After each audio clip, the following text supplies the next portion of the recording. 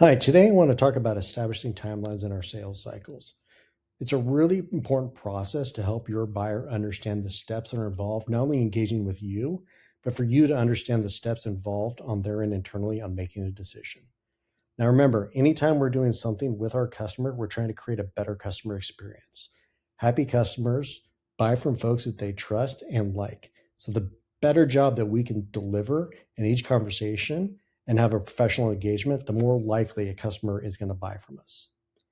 Now, every evaluation has steps in the process, not only on your end, but on the customer's end. These decisions aren't led by a single individual. It's a collective process with a bunch of people internally at that company.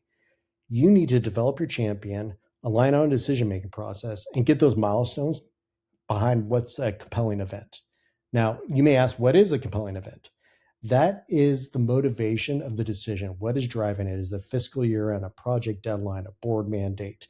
These are all things you'll want to understand in your discovery making questions so that when you get to a timeline, you can have every step anchored to that event.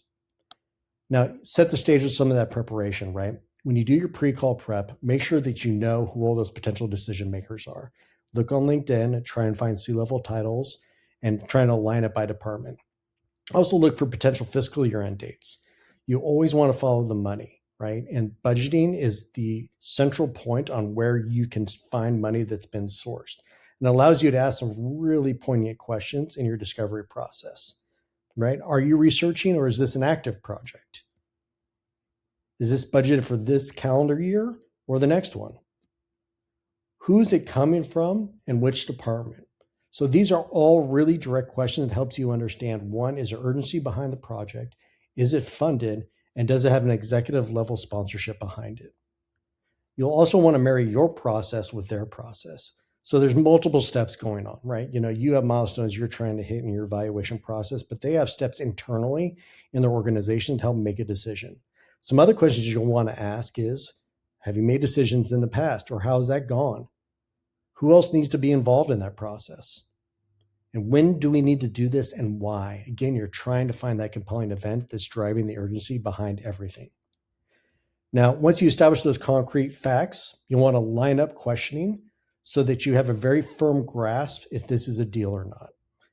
You're looking for, hey, I know this is budgeted. I know when it's budgeted. I know who it's budgeted by. I know the internal steps for the decision.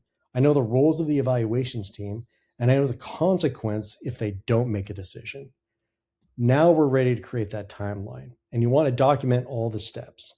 So if you look at a really rudimentary example, you could see here they're based on dates and milestones, and they're lined up with calls that we're having together from a vendor prospect standpoint, but also internally, what is that prospect doing there? And you can line those dates out to the date where you're going to tie the contract together and get it done by. This helps the buyer understand, hey, you need to have this meeting by this date because of this. And then I need to deliver this information to you so we can make this deadline, or else this is the consequence if that doesn't happen. It's okay to validate if it's real too as well. When you deliver that timeline, you can ask if those dates are meaningful, right? Do they look accurate? Are we on the same page? These are all things that you want to bring your champion into the decision-making process between you and that person, right? You're partnering together to bring something important to the company, and you want to make sure that you can work together and be an extension of that person's workforce to help them get there. And remember, it's all about the customer experience. Customers are always seeking that great experience, right? If you think of a 5-star engagement, or if you ever gone to a Michelin star restaurant, you could feel the difference at how you're being serviced. And that's what you want to provide. Better preparation leads to better experience and a happier customer. Thanks for your time, everyone, today. Remember, I provide personalized one-on-one coaching for folks looking to advance their careers. Look here at my website and contact me if you want some personalized coaching. Thanks.